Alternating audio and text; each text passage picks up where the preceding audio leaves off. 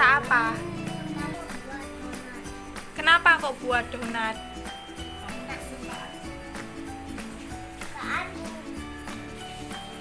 Halo teman-teman, Assalamualaikum warahmatullahi wabarakatuh. Saya Indah Khairul, mahasiswa pendidikan guru pendidikan anak usia dini. Kali ini saya akan membagikan video tentang tutorial membuat alat permainan edukatif, Play-Doh dan finger painting. Nah, untuk video yang pertama itu tutorial membuat alat permainan edukatif Play-Doh. Nah, untuk kalian teman-teman yang belum tahu apa itu Play-Doh, Nanti jadinya seperti ini ya teman-teman. ya, benar. Jadi, Play-Doh itu sama dengan plastisi atau malam. Sebenarnya, mainan ini dapat ditemukan di toko-toko terdekat. Akan tetapi, kalian sekarang bisa membuatnya sendiri dengan bahan-bahan yang lebih aman ya teman-teman. Jadi, jika kalian penasaran dengan bagaimana cara membuat Play-Doh dan finger painting dengan bahan-bahan yang lebih aman, jangan skip videonya, kamu watching. Oke, sekarang aku mau kasih tahu ke kalian gimana caranya untuk membuat Play-Doh yang aman. Langkah pertama, siapkan alat dan bahannya dulu ya. Ada sendok makan,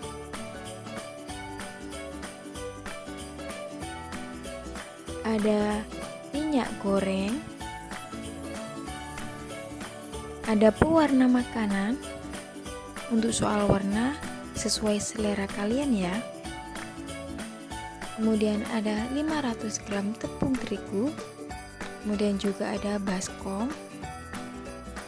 dan juga piring plastik. Ada juga garam dapur dan air bersih. Pertama-tama, siapkan tepung terigu dan baskom. Kemudian, masukkan tepung ke dalam baskom secara perlahan-lahan agar tepung tidak berjajaran.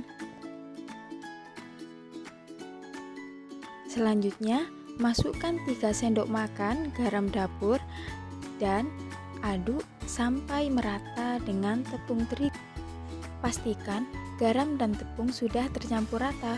Kemudian, tuangkan air sedikit demi sedikit sampai adonan benar-benar sudah memadat.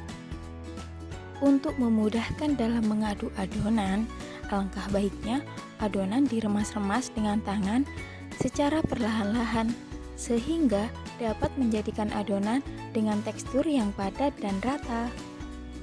Nah, setelah adonan menjadi benar-benar padat, teman-teman boleh memasukkan minyak goreng sebanyak 1 sendok. Jika adonan masih terasa lengket atau belum benar-benar padat, kalian dapat mengatur sendiri dengan cara menambahkan sedikit minyak ataupun tepung terigu ya teman-teman. Jangan lupa adonan tetap diremas-remas sampai teksturnya benar-benar elastis dan padat. Ketika adonan sudah benar-benar jadi adonan yang elastis dan padat merata, potong adonan menjadi beberapa bagian. Jumlah potongan adonan disesuaikan dengan warna yang kebetulan nih kalau saya menggunakan 4 warna yang berbeda-beda. Jadi adonan saya bagi menjadi 4 potong. Pastikan adonan tidak lengket. Untuk selanjutnya, beri pewarna makanan pada masing-masing adonan. Untuk mempermudah dalam pemberian warna, buat lubang pada bagian tengah adonan agar pewarna makanan tidak berjajaran ke dalam wadah atau tempat. Untuk ukuran pewarna yang dimasukkan sesuai selera ya. Tetapi jika kalian ingin menjadikan hasil adonan mempunyai warna yang menarik, berikan pewarna makanan kiranya 2-3 tetes. Selanjutnya, adonan kembali diremas-remas sampai warna tercampur rata. Sekarang, Play-Doh yang saya buat sudah jadi. Play-Doh ini dapat bertahan sampai 1 bulan, tetapi tergantung dari tekstur yang dibuat ya teman-teman. Semakin padat tekstur Play-Doh, semakin bagus.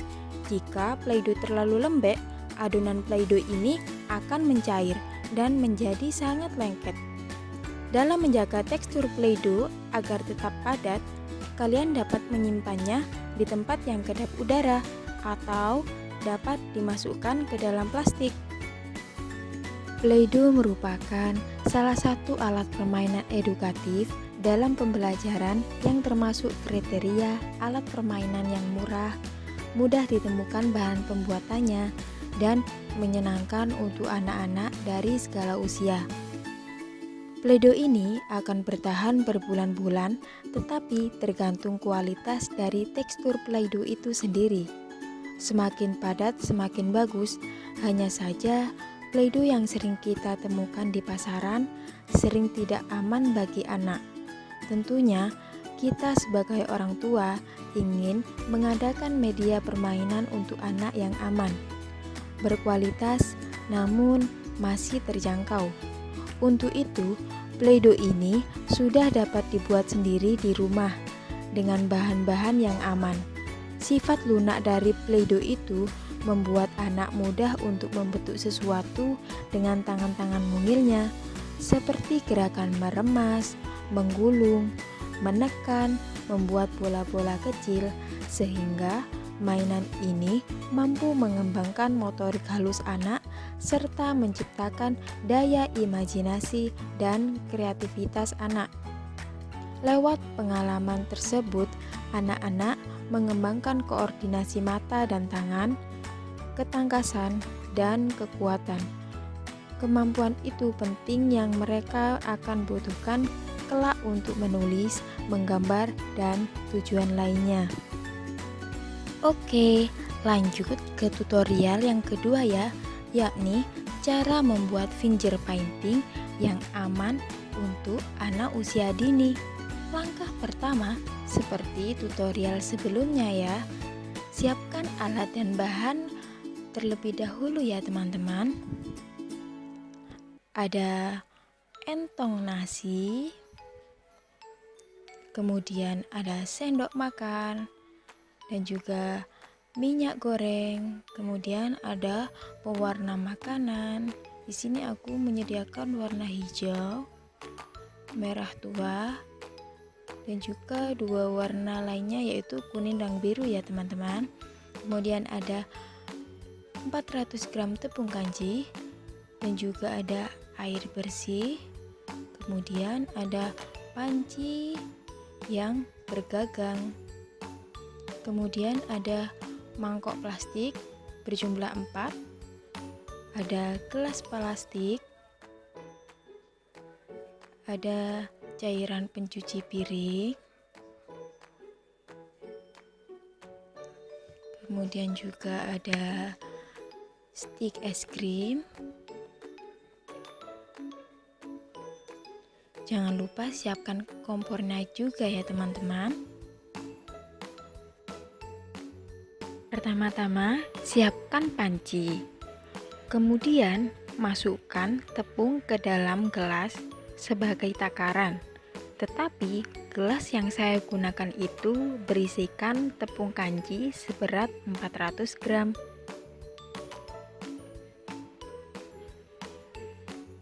Selanjutnya adalah memasukkan air. Nah, perbandingannya jika menggunakan tepung 1 gelas, maka airnya adalah 4 gelas. Untuk takaran gelas, gunakan gelas yang sama dengan ukuran gelas yang dipakai untuk tepung tadi.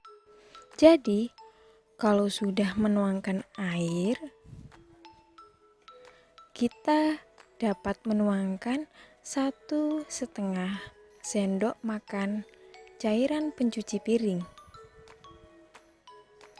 Kemudian kita ambil minyak goreng sebanyak 1,5 sendok makan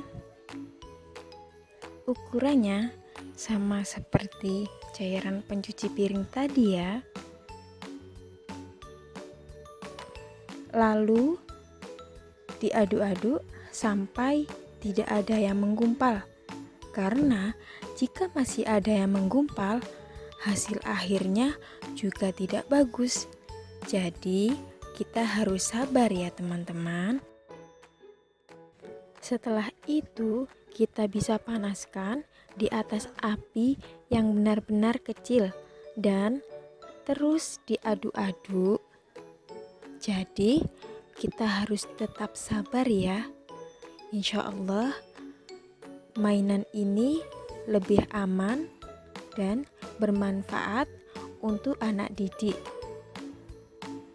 Kita aduk-aduk sampai adonan sedikit mengental. Nah, fungsi dari mengaduk-aduk adonan tersebut agar adonan tidak menempel di bagian panci.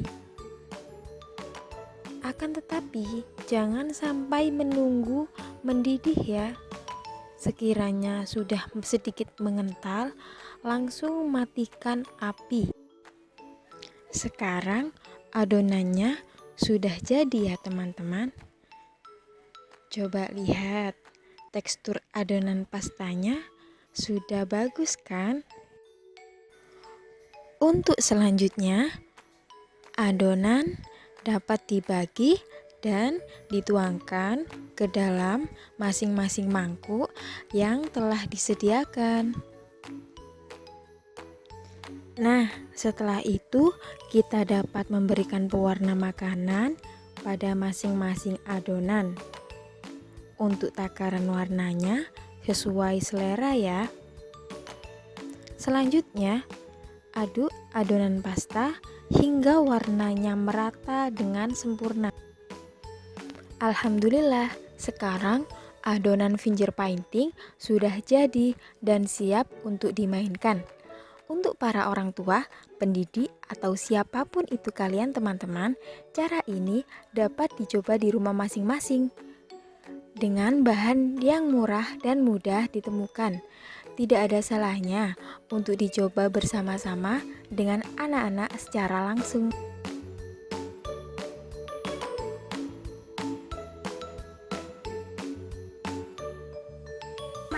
Finger painting ini merupakan salah satu kegiatan yang melibatkan kemampuan motorik jari hingga pergelangan tangan anak, yang berarti kegiatan ini secara tidak langsung melatih motorik halus pada bagian tangan yang dilibatkan. Kegiatan bermain dengan menggunakan media finger painting ini dapat memberikan kesenangan pada anak, karena jari hingga pergelangan tangan anak langsung bersentuhan pada objek. Perlu diketahui, kegiatan finger painting ini dapat dimainkan di luar maupun di dalam kelas. Yang perlu diperhatikan jika bermain di dalam kelas adalah kebersihannya. Kegiatan finger painting diharapkan dapat membantu anak dalam mengembangkan kemampuan motorik halus, karena dalam kegiatan ini dapat melatih koordinasi mata dan tangan. Selain itu, kegiatan ini dapat dilakukan melalui bermain agar anak tidak mudah merasa bosan. Setiap kegiatan bermain memiliki tujuan dan manfaat. Yang paling utama yaitu memberikan kesenangan dan pengetahuan baru dari permainan yang telah dimainkan. Jadi, para orang tua juga harus teliti dan jeli